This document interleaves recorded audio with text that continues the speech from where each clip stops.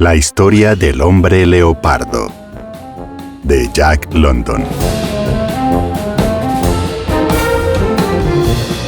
Tenía una mirada ausente y soñadora en los ojos y su voz insistente y triste, delicada como la de una doncella. Parecía la plácida encarnación de una melancolía muy arraigada. Era el hombre leopardo, pero no lo parecía. Su negocio, con el que se ganaba la vida, consistía en aparecer ante enormes audiencias en el interior de una jaula con leopardos amaestrados y estremecer al público con determinadas muestras de valor por las que sus jefes lo recompensaban de forma proporcional a las emociones que provocaba. Como he dicho, no lo parecía. Era estrecho de caderas y de hombros, anémico, y no parecía tan atormentado por la melancolía como por una tristeza dulce y delicada, cuyo peso soportaba con la misma dulzura y delicadeza. Yo llevaba una hora intentando arrancarle alguna historia, pero al parecer el hombre carecía de imaginación. Para él, en su magnífica carrera, no existía la aventura, ni hazañas valerosas, ni emoción. Nada, excepto monotonía gris y aburrimiento infinito. ¿Leones? Oh, sí. Había luchado con ellos. No era nada. Bastaba con mantenerse sobrio. Cualquiera con un palo normal y corriente podría lograr que un león permaneciese quieto. En una ocasión, se había enfrentado a uno durante media hora. Era cuestión de golpearlo en el morro cada vez que intentaba atacar, y cuando aprendía y quería atacar con la cabeza baja, bastaba con extender la pierna. Cuando pretendía agarrar la pierna, se retrocedía y se le volvía a pegar en el morro. Eso era todo. Con esa mirada ausente en los ojos y el suave flujo de palabras, me mostró sus cicatrices. Eran muchas, y tenía una reciente, de una tigresa que le había dado un zarpazo en el hombro y llegado hasta el hueso.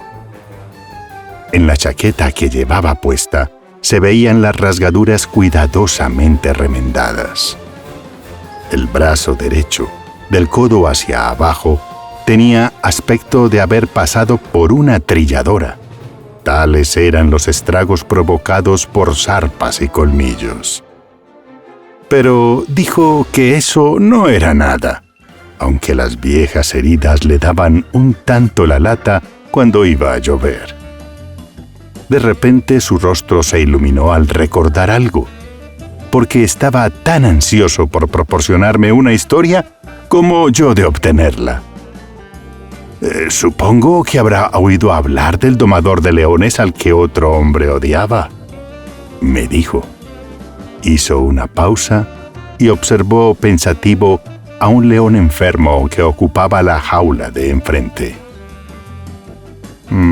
Le duelen los dientes, me explicó, pues el gran número del domador de leones consistía en introducir la cabeza en la boca de un león.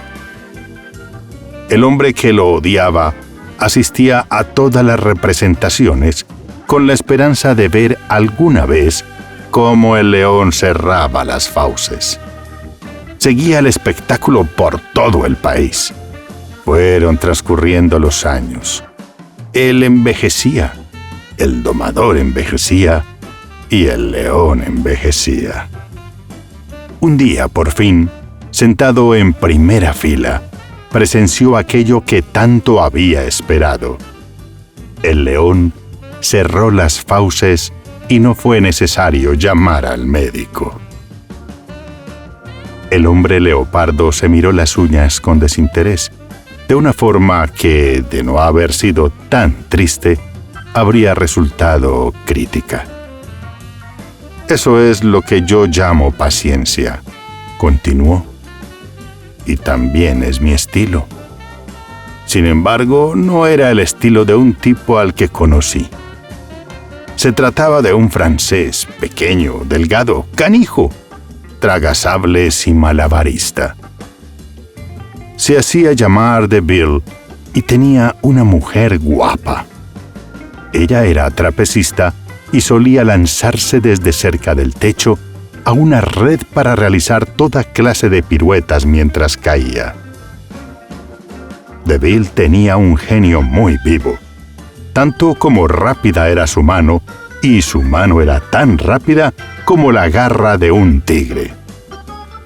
Un día, como el director del circo le llamó franchute, o algo parecido y puede que peor, lo empujó contra el fondo del pino blando que utilizaban en número en el que lanzaba cuchillos, a tal velocidad que el director no tuvo tiempo ni de pensar, y allí, ante el público, DeVille lanzó un cuchillo tras otro sin descanso, clavándolos en la madera alrededor del director y tan pegados a él que le atravesaron la ropa y la mayoría de ellos le arañaron la piel. Los payasos tuvieron que arrancar los cuchillos para liberarlo. También sujeto estaba. Así se extendió el rumor de que era mejor tener cuidado con DeVille, y nadie se atrevió a tratar a su mujer con algo más que el grado justo de cortesía. Y eso que ella también era una buena pieza, pero todos temían a DeVille. Sin embargo, había un hombre, Wallace, que no le tenía miedo a nada. Era el domador de leones y también realizaba el truco de meter la cabeza en la boca del león. Era capaz de meterla en la boca de cualquiera de los leones, aunque prefería a Augustus, un animal grande y bondadoso del que siempre podía fiarse. Como iba diciendo, Wallace, lo llamábamos Rey Wallace, no tenía miedo de nada ni de nadie, vivo o muerto. Sin duda, era todo un rey. Lo he visto borracho y, por una apuesta, entrar en la jaula de algún león peligroso y sin palo o látigo alguno, golpearlo hasta dominarlo. Le daban el morro con el puño. Madame DeVille se oyó un alboroto a nuestra espalda y el hombre leopardo se giró en silencio. La causa era que en una jaula doble, un mono se había acercado demasiado a los barrotes divisorios del centro, permitiendo que un lobo gris le atrapase la mano.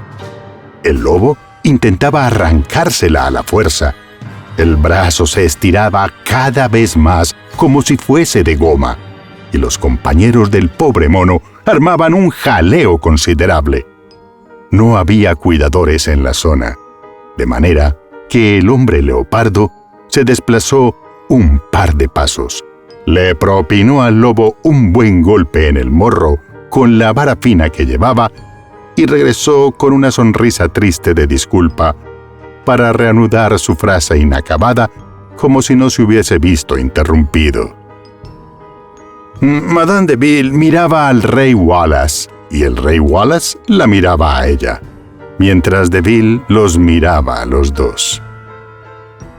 Advertimos a Wallace, pero no sirvió de nada.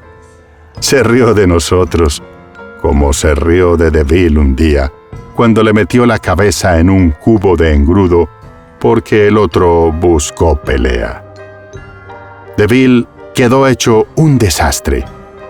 Yo le ayudé a quitárselo raspando, pero se mantuvo frío como el hielo y ni siquiera lo amenazó. Aunque percibí un brillo en sus ojos que a menudo había visto en los ojos de las bestias salvajes, por lo que me molesté en hacerle una última advertencia a Wallace. Se rió, pero después de eso ya no miró tanto como antes a Madame DeVille. Transcurrieron varios meses. No había ocurrido nada y yo empezaba a pensar que me había preocupado sin motivo. Para entonces nos encontrábamos en el oeste, actuando en San Francisco. Fue durante la representación de la tarde. La carpa grande estaba llena de mujeres y niños. Fui a buscar a Red Denny, el jefe de los montadores de la carpa, que se había llevado mi navaja. Al pasar junto a una de las carpas de camerinos, miré a través de un agujero en la lona para ver si lo localizaba. No estaba allí, pero justo enfrente de mí tenía al rey Wallace, en mallas, esperando su turno para salir con su jaula de leones amaestrados. Observaba divertido una discusión entre una pareja de trapecistas. El resto de los presentes en la carpa miraban lo mismo, excepto de Bill, al que vi examinando a Wallace con un odio manifiesto. Wallace y los demás estaban demasiado ocupados en seguir la discusión para fijarse en eso o en lo que ocurrió después. Pero yo lo vi a través del agujero en la lona.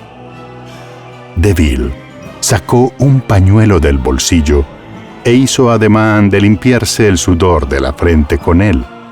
Hacía calor, mientras pasaba junto a la espalda de Wallace.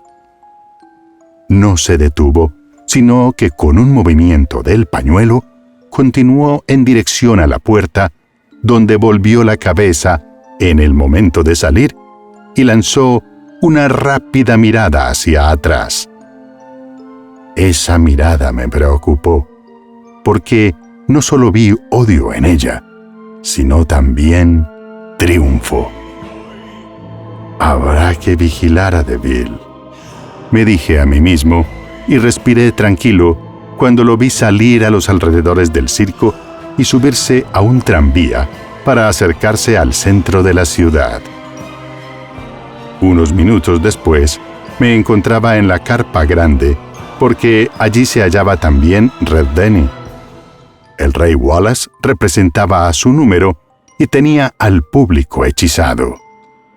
Estaba de un humor especialmente cruel y provocó a los leones sin descanso hasta conseguir que todos rugieran. Bueno, todos excepto Augustus, que estaba demasiado gordo y era demasiado vago y viejo para rugir por nada.